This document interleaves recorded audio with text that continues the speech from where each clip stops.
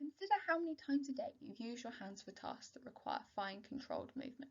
That could be typing, texting, writing, hobbies such as craft, playing video games, or many sports. Now consider how you'd feel if this capability was suddenly snatched away, depriving you of the ability to take part in the activities that you love and that give you purpose. The truth is that fine motor movement requires your brain to precisely control the movement of your wrist and fingers. This is something that we often take for granted, but all it takes is one blocked blood vessel or bleed in the brain and this is gone, and this is the reality for millions of stroke patients worldwide. With 1 in 4 people experiencing a stroke at some point in their lifetime, this could very well happen to you or to someone that you love. The good news is that the brain is amazing at adapting and rewiring itself to relearn lost abilities. This is the basis of rehabilitation, in which movements are carried out over and over again, strengthening the connections in the brain and gradually making it easier for stroke patients to carry out these movements unassisted.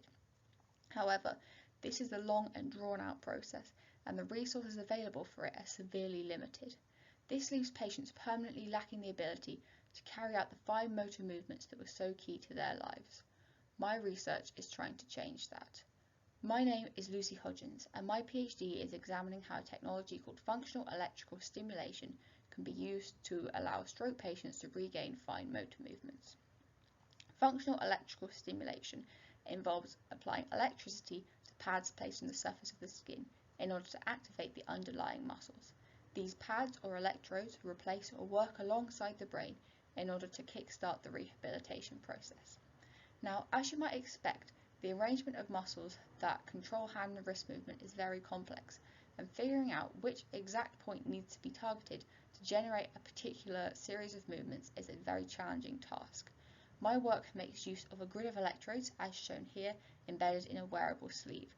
The problem then becomes figuring out which element of the grid needs to be targeted to achieve the desired motion. My work takes the physical system of the hand and wrist and converts it into a series of mathematical equations that accurately represent how the system behaves. You can see some of these equations on this slide.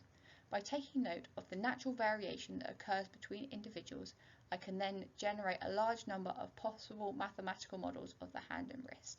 My system then works out in real time which of these models most accurately represents the hand and wrist of the stroke patient, before using this information to decide which element of the grid to target to achieve the desired motion. This work is still in its early stages, but if I'm successful, the result will be a wearable electronic sleeve that can be easily put on and will allow stroke patients to return to carrying out the activities that they love. Thank you for listening.